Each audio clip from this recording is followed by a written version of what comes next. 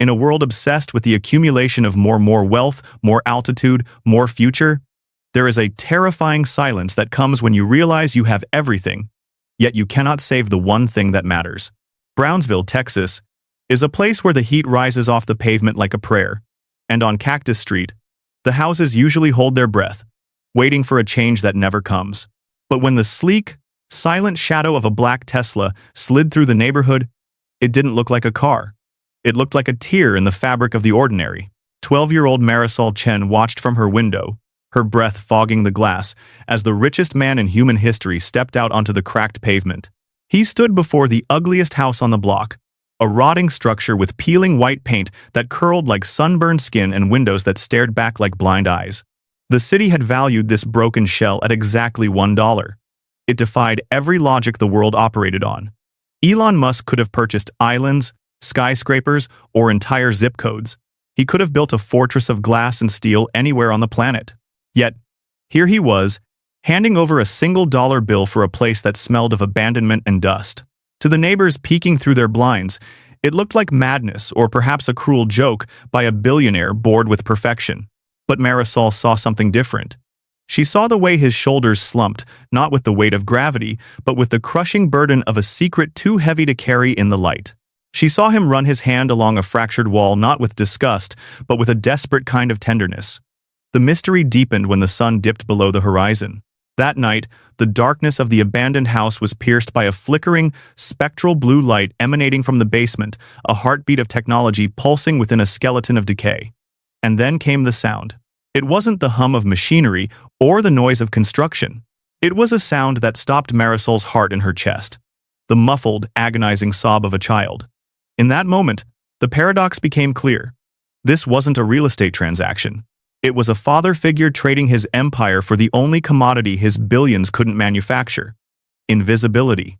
He hadn't bought a house. He had bought a shadow, a desperate sanctuary where broken things might finally be allowed to heal away from the judging eyes of the world. The arrival of the Tesla didn't just bring a celebrity. It brought a suffocating question that hung over Cactus Street like the heavy, humid air before a thunderstorm. Why here? Why us? The neighborhood, usually a tapestry of overlooked lives and quiet struggles, suddenly felt exposed, as if the unblinking eye of the world had turned its gaze upon an anthill. To the residents of Brownsville, the problem seemed to be the intrusion itself, the fear that their quiet, broken-down corner of Texas was about to be bulldozed for a billionaire's vanity project. They saw the rotting wood and the cracked foundation of the house next door and assumed it was a joke, a teardown, or perhaps a cold investment. But they were looking at the wrong problem. The true crisis wasn't happening in the real estate market or on the stock exchange. It was happening in the terrified, racing heart of a child hidden behind those peeling walls. We are taught from a young age that safety is a commodity that can be purchased. We believe that high walls, complex security systems, and vast distances are the ultimate defense against the chaos of existence. But there are monsters that gates cannot keep out. Inside that $1 house, a war was being waged that money was powerless to win. It wasn't a war for market share or the colonization of the stars, but a desperate, silent battle for the sanity of an 8-year-old boy named Cypher. He was a child whose mind was a galaxy of brilliance, capable of understanding orbital mechanics before he could fully tie his shoes, yet he was paralyzed by the simple, terrifying act of being perceived. The world, in its voracious hunger for genius, had tried to consume him. They saw a prodigy to be dissected, a headline to be clicked, a curiosity to be paraded. They didn't see the boy who stopped breathing when a camera lens pointed his way. This was the profound dilemma that had driven the world's most powerful man to the world's humblest dwelling. The problem was that Cypher was drowning in the light of exposure, and there was nowhere left in the glistening towers of wealth that offered true darkness. The solution, therefore, had to be radical. It had to be a rejection of everything the world valued. The solution was invisibility. By buying a house that society deemed worthless, a house that had been discarded and forgotten, they hoped to find the one thing a mansion could never provide: a place where expectations went to die. Marisol, watching the blue lights flicker in the basement from her window, began to understand that this wasn't about renovation. It was about refuge. The $1 house was a desperate bet that if you made yourself small enough, poor enough, and broken enough, the monsters of the world might finally pass you by, leaving you just enough space to breathe again. We spend our lives chasing the biggest numbers, convinced that value is something etched on a price tag or printed on a bank statement. But staring at that desolate patch of earth on Cactus Street, beneath the relentless Texas sun, we are forced to confront a terrifyingly simple truth. The most precious things we can offer often cost us nothing but our pride. The $1 house wasn't just a transaction. It was a mirror held up to a world that has forgotten how to protect its vulnerable. It compels us to stop and ask ourselves what we would be willing to build if we stripped away the vanity, the luxury, and the desperate need for applause. It challenges us to find the worth in what others have discarded. Imagine for a moment that the currency of the world shifted beneath your feet. Imagine you were handed the keys to a similar shell, a broken-down sanctuary that cost less than a cup of coffee, but it came with a singular binding condition. You must use it to save a life. Who would you shelter within those peeling walls? Would it be a stranger who has fallen through the cracks of society, or perhaps a friend whose silent struggles keep you awake at night? This isn't a rhetorical question. It is a measure of the heart. As we prepare to peel back the layers of this mystery and descend into the basement where a young boy's life hangs in the balance, I invite you to pause and look inward. Who in your life needs a sanctuary that only you can provide? Share that story in the space below. Because speaking our intentions is the first spark of light in a room that has gone cold. True understanding demands that we look past the surface, reaching into the shadows where the real story breathes. At Noble Sacrifices, we are archivists of the human spirit, dedicated to unearthing the invisible truths that bind us together. Welcome to the place where every secret holds a mirror to our own souls. The journey to the truth began not with a shout, but with the soft, terrifying click of a door latch sliding open. Marisol stood on the porch of the $1 house, her knuckles white from knocking, the humid Texas air clinging to her skin like a wet sheet. The house, up close, was an architectural corpse. The wood was gray and splintered, the windows clouded with decades of grime, and the smell of dry rot hung heavy in the stillness. It was a place the world had chewed up and spat out, a place where dreams went to die. But when the door cracked open, Marisol didn't find a tomb. She found a weary, unshaven man in a black t-shirt who looked less like the architect of the future and more like a man holding up the sky with his bare hands. Elon Musk didn't greet her with the charisma of a tech mogul. He greeted her with the desperate, haunted eyes of a brother who was running out of time. He ushered her inside quickly, his movements sharp and paranoid, glancing at the empty street before bolting the door behind her. The interior was a shock to the senses, a jarring transition from the decaying exterior. It was stripped bare, minimalist to the point of asceticism, but clean. Yet, the true secret lay beneath their feet. Elon led her to a narrow door in the kitchen, unlocking a heavy deadbolt that looked strong enough to hold back a siege. As they descended the wooden stairs, the smell of rot vanished, replaced by the scent of ozone, soldering iron, and lavender. Marisol reached the bottom step and stopped, her breath catching in her throat. The basement had been erased. In its place was a sanctuary painted the color of a cloudless summer sky. Soft, diffused lighting bathed the room in a perpetual twilight, banishing the underground gloom. The concrete floor was covered in soft, interlocking foam mats, and the walls were lined not with damp insulation, but with shelves of books, microcontrollers, and intricate sketches of planetary habitats. And there, in the center of this subterranean heaven, sat the reason for the $1 purchase. Cypher was small for his age, curled into a ball on a beanbag chair, his knees pulled tightly to his chest. He wasn't just sitting. He was vibrating, a raw nerve exposed to the air. His dark, curly hair hid his face, but Marisol could see the tremors running through his small frame. Beside him, in a wheelchair that looked too clinical for the warm room, sat a woman who radiated a fragile, fading luminescence. This was Alora, Elon's sister. She was thin, her skin possessing the translucence of parchment, but her eyes held a fierce, unyielding intelligence. She didn't speak immediately. She simply watched Marisol with a mixture of hope and terror, as if measuring the girl's capacity for cruelty. The story that unfolded in that blue room was not a tale of corporate strategy or eccentric real estate investment. It was a tragedy of modern celebrity. Alora explained, her voice breathless and weak, that Cypher was a genius, a word the world uses as a compliment but which, for a child, can be a curse. By age 6, he was coding. By 7, he was correcting NASA engineers. But the human mind is not a computer. It cannot simply process infinite data without overheating. When the media discovered his lineage and his talent, they didn't see a child. They saw content. They saw a headline. They hunted him. Photographers jumped out from behind bushes at his school. Drones hovered over their backyard. Strangers grabbed his arm in grocery stores asking for stock tips. The invasion was total. Cypher, already sensitive and prone to sensory overload, shattered. He developed complex PTSD and severe agoraphobia. He stopped eating. He stopped sleeping. He stopped speaking. The world had decided he was public property, and in doing so, they had broken him. Elon had bought the house on Cactus Street because it was the only place on Earth nobody was looking. It was an invisibility cloak woven from poverty and neglect. Here, in the ugliest house in town, they hoped to buy Cypher enough silence to learn how to breathe again. But as Marisol listened, watching the boy rock back and forth, she realized that silence wasn't enough. He didn't just need to hide. He needed to anchor himself. He was drifting away, untethered by fear, his brilliant mind spinning so fast it was tearing him apart. Marisol, who loved engineering not for the fame but for the way things clicked together, saw a problem. And like any good engineer, she wanted to build a solution. The connection didn't happen all at once. It was built slowly. Solder joint by solder joint. Marisol began visiting every day, sneaking through the hedge that separated their yards. At first, Cypher wouldn't look at her. He would work on his miniature satellites, his hands shaking, eyes fixed on the circuit boards. Marisol didn't force him to talk. Instead, she sat on the floor beside him and pulled out her own tablet.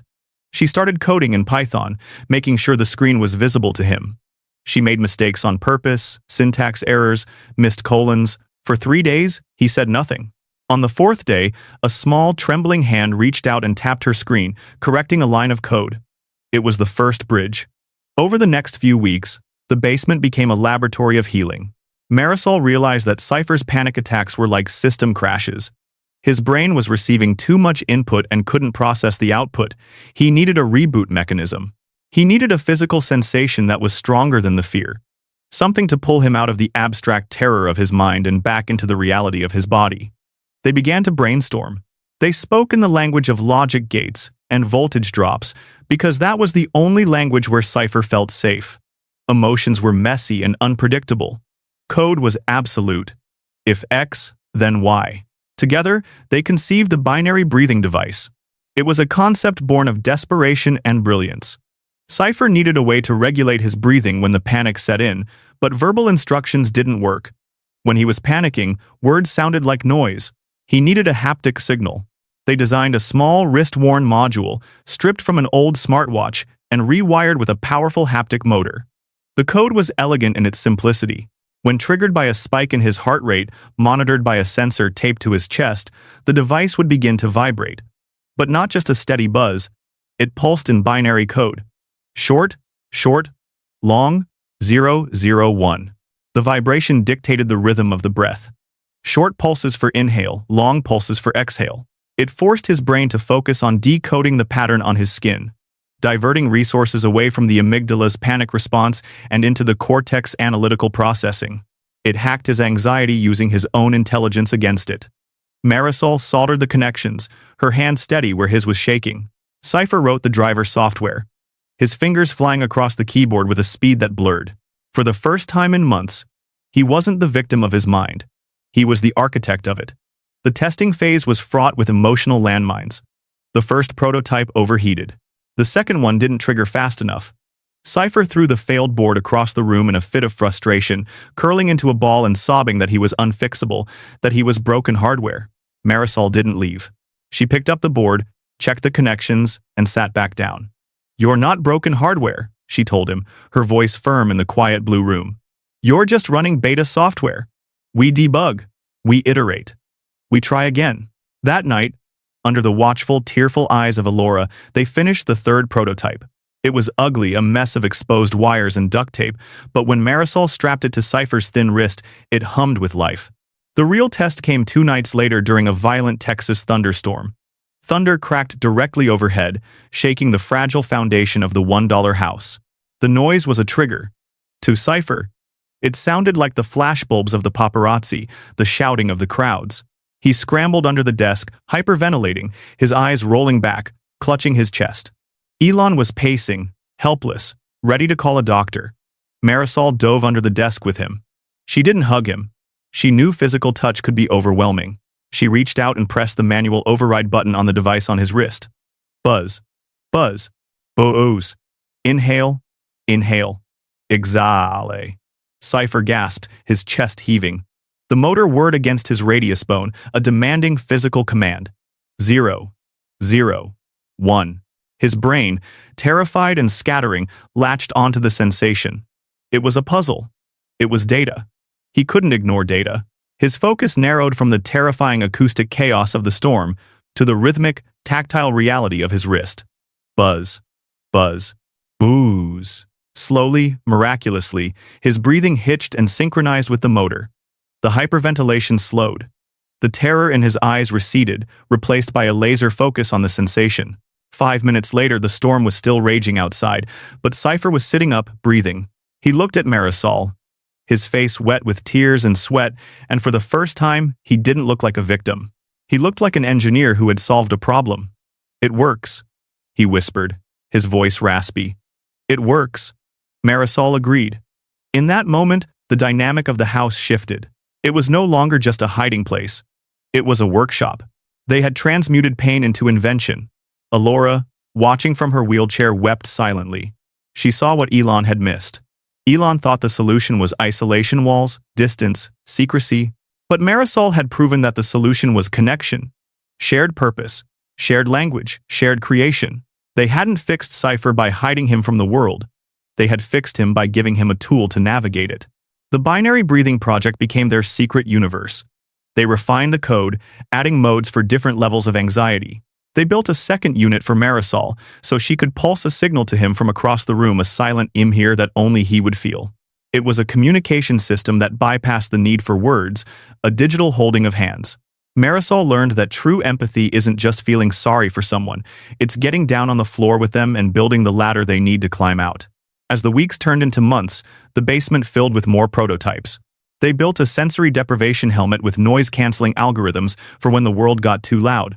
They built a social battery indicator that Cypher could wear, glowing different colors to let his mom and uncle know his emotional state without having to speak. Each invention was a piece of armor, not to shut the world out, but to make it survivable. The $1 house, rotting on the outside, was becoming a cathedral of innovation on the inside. It was a testament to the idea that the most advanced technology isn't the rocket that goes to Mars. It's the device that allows a frightened child to stay on Earth. Marisol began to understand the depth of the tragedy unfolding before her. She saw Alora fading day by day, her light dimming even as Cypher's grew brighter. She realized that this workshop wasn't just about anxiety. It was about legacy. Alora was dying, and she knew it. She wasn't just hiding Cypher. She was preparing him. She was using these last precious months to ensure that when she let go of his hand, he would have something else to hold on to. She was building his survival kit out of silicon and solder, and she had chosen Marisol to be the custodian of that construction. One afternoon, as they worked on calibrating the haptic motor, Cypher looked up at Marisol. "Why do you come here?" he asked, genuinely confused. "You could be outside playing. You could be with normal friends. Why do you want to hang out in a basement with a broken kid?" Marisol set down her soldering iron. She looked at the boy who could calculate orbital trajectories, but couldn't order a pizza. She looked at the device on his wrist that pulsed with a code they had written together. "Because," she said, choosing her words with the precision of a coder, "you're the only one who understands that the world is just a big machine that needs fixing. And besides," she tapped her own wrist where her matching device sat. Not hanging out with a broken kid. I'm hanging out with my co-founder." Cypher smiled. It was a small, crooked thing, unused and rusty, but it was real. In that smile, Marisol saw the true return on investment of the $1 house. It wasn't in the property value. It wasn't in the PR spin. It was in the resurrection of a human spirit. They were two children in a basement, hidden beneath the floorboards of a forgotten neighborhood, debugging the human condition one line of code at a time. They were proving that while the world might be cruel and loud and overwhelming, there is nothing, absolutely nothing, that cannot be engineered into something better if you have the right tools and the right friend to hold the flashlight. The problem had been a world that wanted to consume a child. The solution was a friendship that empowered him to rebuild himself, not as a prodigy, not as a victim, but as a creator. And, in the blue glow of the basement, amidst the hum of servers and the scent of ozone, Marisol and Cypher were building something far more durable than a rocket ship. They were building a future where being different didn't mean being alone. Peace, when built on secrecy, is as fragile as spun glass. For a few glorious months, the $1 house had been a universe unto itself, a hermetically sealed vessel where time moved at the speed of healing. But the modern world does not tolerate voids. It detests the unexplained. The silence that Elon, Marisol, and Cypher had cultivated was not a shield, it was a beacon. It drew the curious, the greedy, and the bored. It began with a murmur on an internet forum, a grainy photograph of a black SUV, a property deed dug up by a digital sleuth. Then came the drones. The first one sounded like a furious hornet. It descended on a Tuesday afternoon, hovering just outside the kitchen window where Alora sat watching the dust motes dance in the light. The whine of its rotors shattered the stillness. Cypher, who was in the basement soldering a new sensor, froze. His body, which had learned the rhythm of the binary breathing, forgot the code. The panic didn't come as a wave. It came as an avalanche. He scrambled under the workbench, tearing the haptic device from his wrist, his breath coming in jagged, tearing gasps. The drone was followed by a van. Then 3. Then a satellite truck with a dish pointed at their roof like a weapon. The consequences of this violation were immediate and catastrophic. The sanctuary was breached. The illusion of safety, which is the only ground an anxious child can stand on, disintegrated. Marisol watched from her window as the street she lived on turned into a circus. Reporters shouted questions at the peeling paint. Photographers climbed the neighbors' fences with telephoto lenses, hunting for a glimpse of the hidden boy. They didn't see a child. They saw a zoo animal. They didn't see a dying mother. They saw a scoop. Inside, the air turned poisonous. Cypher regressed. The progress of the last few months, the laughter, the coding, the tentative steps into the backyard evaporated in an hour.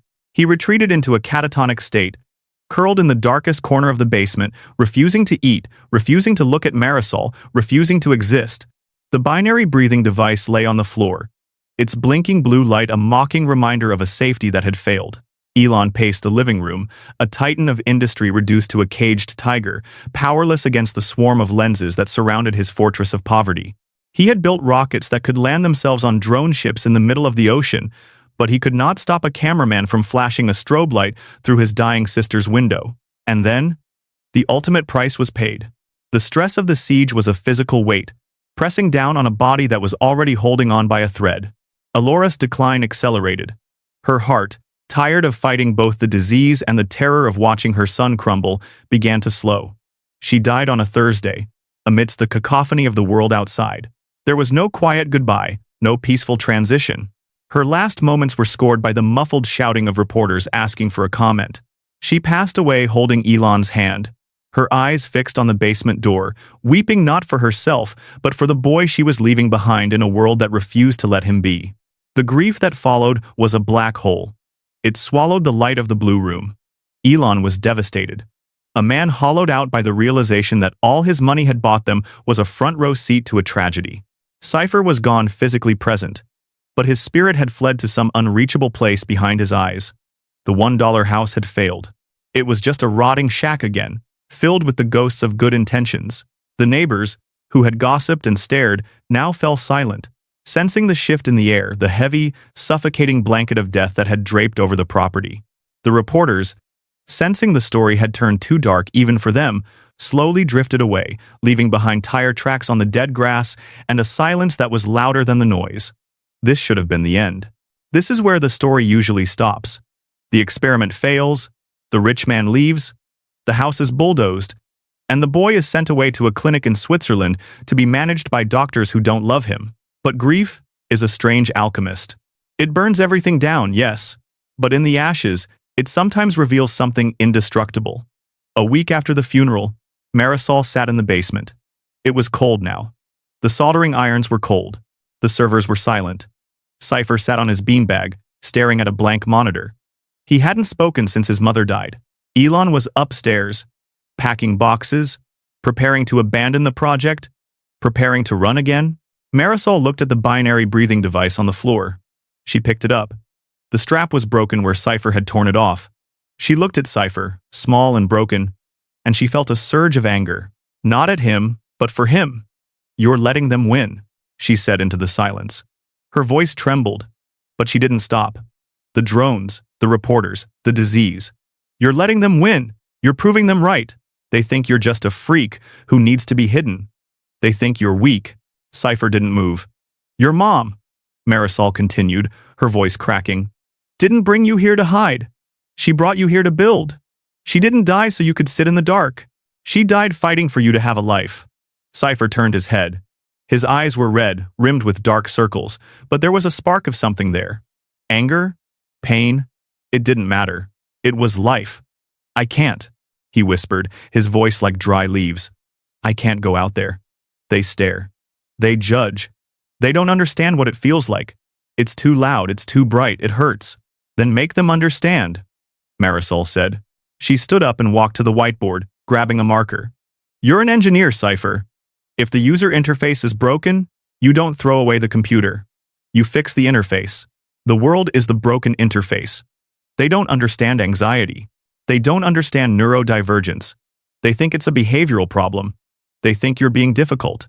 She drew a crude headset on the board. Show them. Don't tell them. Show them. The idea took root in the silence. Cypher looked at the drawing. He looked at his hands. The engineer in him, the part of his brain that his mother had nurtured and protected, began to wake up. He didn't want to talk. Talking was terrifying. But coding? Coding was control. Coding was truth. They didn't pack the boxes. Instead, they unpacked the VR headsets Elon had shipped in months ago for a different project. They fired up the servers. The blue light returned to the basement. But this time, it wasn't the soft glow of a sanctuary. It was the burning white light of a forge. Cypher worked with a manic intensity, fueled by grief and rage. He wasn't building a game. He was building a prison. He called it the Empathy VR Project. The concept was terrifyingly simple. He wanted to replicate his own sensory experience. He wanted to put a neurotypical person inside his head during a panic attack. He used the high-fidelity audio engines to simulate auditory processing disorder, the way background noise, like a ticking clock or a distant conversation, can amplify into a deafening roar that drowns out thought. He programmed the visual field to fracture and blur, replicating the tunnel vision and visual snow he experienced when cortisol flooded his system. He wired the haptic suits to simulate the phantom pains, the tightness in the chest, the feeling of the skin crawling. It took them 3 weeks of sleepless nights. Marisol handled the environment design, creating a mundane setting. A grocery store, a classroom, a sidewalk. Cypher handled the sensory algorithms. He poured every ounce of his trauma into the code. He remembered the drone. He programmed the sound of the drone to be a piercing drill that moved from the left ear to the right, unbalancing the user. He remembered the flashbulbs. He programmed the lighting to strobe in blinding, irregular patterns that induced immediate disorientation. When it was finished, they called Elon downstairs. He looked like a ghost, a man haunting his own house. He looked at the headset sitting on the desk. What is this? He asked wearily. Put it on, Cypher said. It was the first time he had spoken to his uncle directly since the death. You always asked me why I couldn't just calm down. You asked me why I couldn't just walk to the car. Put it on. Elon hesitated, then picked up the headset and slid it over his eyes. Marisol booted the program. At first, Elon stood still. He was in a virtual grocery store. Normal. Then, the algorithm kicked in. A child crying in the next aisle didn't sound like a child. It sounded like a siren. The fluorescent lights began to hum, a low-frequency vibration that rattled his teeth. A stranger walked up to him to ask the time, but the stranger's face was distorted, looming too close, the voice booming and distorted like a demon's. The haptic suit constricted around his chest, simulating the crushing weight of a panic attack. The visual field narrowed. The text on the cereal boxes began to scramble and float away. Elon reached out to steady himself against a virtual shelf, but his hand passed through it, inducing vertigo. He ripped the headset off after 90 seconds. He was sweating. He was breathing hard. He looked at Cypher with wide, terrified eyes. Is that? Elon stammered. Is that what it feels like? All the time, only on the bad days, Cypher said quietly. On the good days, the noise is just a little quieter. Elon dropped to his knees and pulled his nephew into a hug. He wept. For the first time, he didn't just love Cypher. He understood him. He realized that Cypher's bravery wasn't in building rockets. It was in getting out of bed. He realized that what looked like weakness to the outside world was actually a Herculean feat of endurance. The empathy VR changed everything. It was the pivot point. The agitation, the pain, the invasion, the death had been transmuted into a tool of profound connection. They realized that hiding Cypher was a mistake. Hiding implied shame. Hiding implied that Cypher was the problem. But the VR showed that the problem was a world designed without empathy for the divergent mind. They didn't flee to a private island. Instead, they opened the doors. Not to the media, never to them, but to parents, to teachers, to child psychologists. Elon used his resources to quietly invite a group of educators and therapists to the house. He put them in the headsets. He watched them crumble. He watched arrogant doctors, who had spent years telling parents to discipline their anxious children, tear the headsets off and weep, apologizing to the air. The $1 house stopped being a bunker. It became a university of the senses. Cypher wasn't the broken boy in the basement anymore. He was the professor of pain. He guided adults through the simulation, explaining the mechanics of his own terror with the detached precision of a scientist. The audio lag here, he would say, pointing to a screen, represents how hard it is to process language when you are in fight or flight mode. That's why I can't answer you when you yell at me. The benefits of this transformation rippled out in waves. For Cypher, the shame evaporated. He realized his brain wasn't defective. It was just operating on a different operating system, one that was hypersensitive to a chaotic world. By externalizing his internal struggle into code, he gained mastery over it. He could turn the panic volume down in the simulation, and in doing so, he learned he could exert some control over it in reality. But the greater benefit was to the community. Marisol and Cypher began to recruit other kids. The outcasts, the silent ones, the kids who ate lunch alone in the library. They brought them to the workshop. They taught them to code their own experiences. One girl, who was nonverbal autistic, built a VR experience that was a wash of beautiful, intense colors and overwhelming music, showing the world the ecstatic beauty she saw that others missed. Another boy with ADHD built a simulation of a classroom where every pencil drop sounded like a gunshot and the clock moved at 3 different speeds, explaining his distraction perfectly. The agitation of the world, the cruelty, the misunderstanding, the noise, became their raw material. They mined their trauma for data. The $1 house became Alarus Workshop. It was no longer about Elon Musk. It wasn't about charity. It was about a revolution in empathy.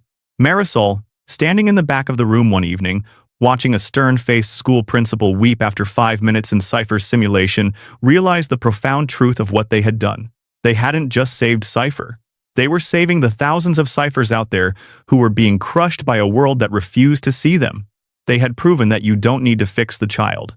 Sometimes, you need to fix the world's perception of the child. The death of Alora was a wound that would never fully heal. But in the hum of the servers and the quiet understanding in Elon's eyes, her legacy was alive. She had wanted to buy her son safety. Instead, through the crucible of loss, she had given him a voice.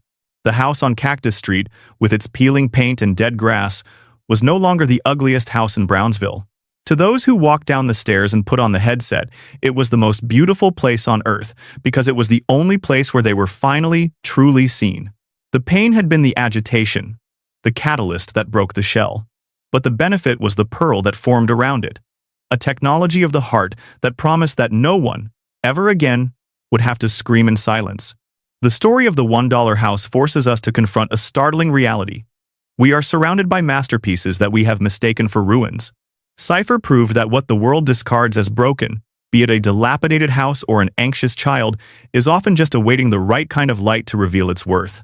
We are attempting to build a community here that operates on that same light. A digital sanctuary where we refuse to value people based on their perfection or their productivity.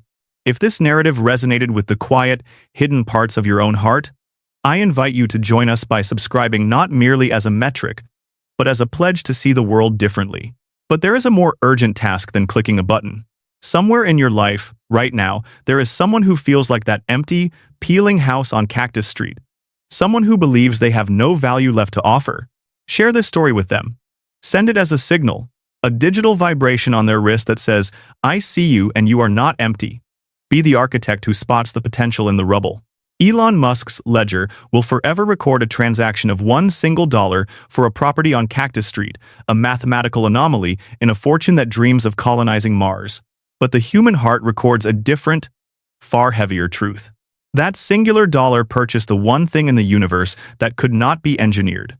A sanctuary where a frightened boy could disassemble his fear and rebuild it into hope. The house stands today not as a ruin, but as a monument to the quiet desperation of love. It teaches us that the most enduring legacies are not the towers we build to scrape the sky, but the safe spaces we carve out on the ground for those we love. We leave you with this final challenge. Do not wait for wealth to be generous. You do not need $1 billion to build a refuge for someone in pain. You only need the courage to unlock the door. As the Texas stars watch over the silent roof of the workshop, remember that the greatest returns on investment are always found in the currency of kindness. Thank you for bearing witness to this story. To continue exploring the invisible miracles that shape our world, click the videos appearing on your screen now, and let us keep looking for the gold hidden in the dust.